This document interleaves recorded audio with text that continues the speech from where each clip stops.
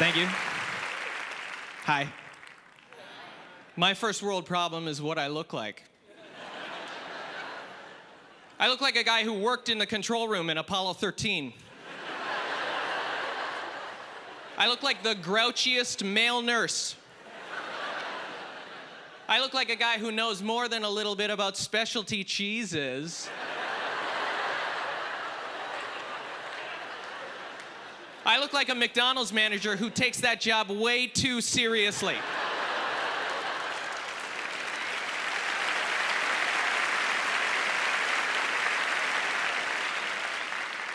This is my impersonation of a McDonald's manager who takes it too seriously. How do you know that they don't want fries with that, Jennifer?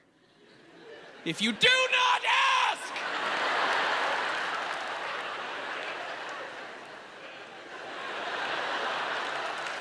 Thanks.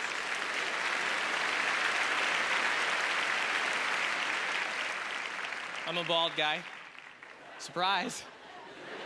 In fact, if you look closely, you'll notice that my face is 50% forehead.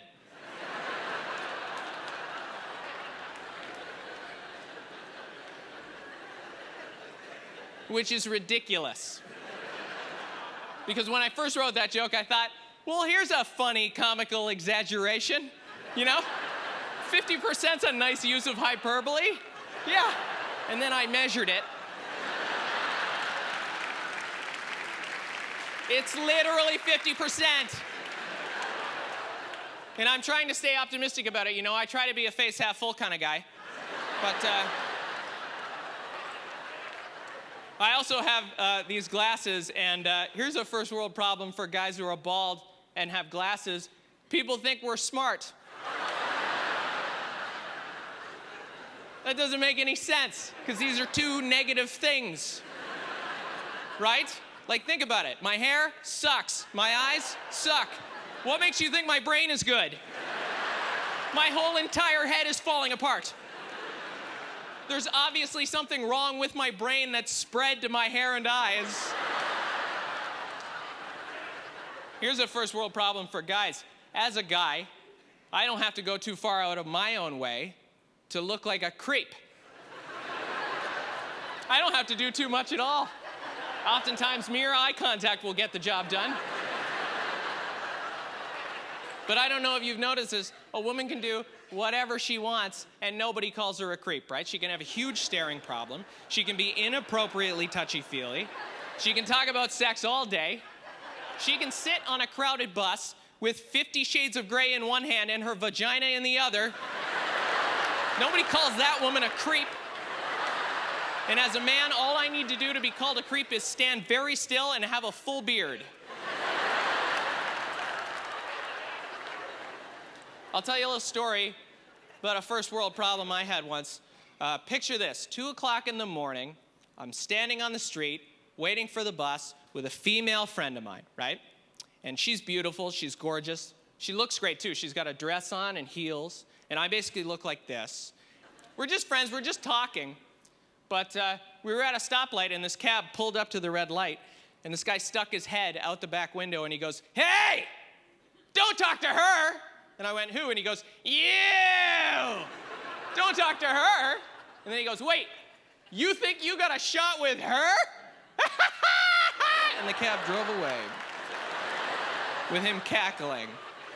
And I was like, did my inner monologue just drive by in a taxi cab? So what, my ego's taking cabs around town now? It's not bad enough I hear it up here all day, every day. Now it's being shouted at me from motor vehicles. And the woman I was with goes, you know what we should have done? And I said, what? And she goes, should have said, "Hey, buddy," and then grabbed your head and made you motorboat me in front of him. You guys know motorboating, right? It's where they put the head here and like a motorboat, right? And I was like, yeah, that would have made me feel better. A pity motorboating. Not a legitimate motorboating out of love or mutual sexual attraction, but a show motorboating, a showboating, if you will. Just for the benefit of some jerk in a cab. Nothing makes a man feel more like a man than first being ridiculed by a larger man, and then surprised sexually assaulted by a stronger woman. I would have walked home on sunshine if that had happened. Probably my last first world problem that I have is sometimes I get carded before I go into bars. Sometimes, because they just card everybody going in, right? Yeah, but I'm like, really? Jerk?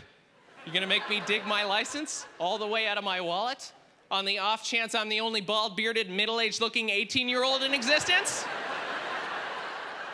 And let's just say I was 18, I look like this, and you let me in. First of all, don't I deserve that drink? I mean, just imagine what high school must be like for me. I think I've earned it. And secondly, do you really think some undercover liquor control officer is gonna sneak in, see me drinking my beer at the bar, and be like, no, shut this place down. That old timer is clearly underage. Out of my way, 18-year-old girls the bouncer let in hoping to get laid later. I have to go arrest that bartender for serving alcohol to that retired archaeologist. My name's Darryl Orr, thanks very much.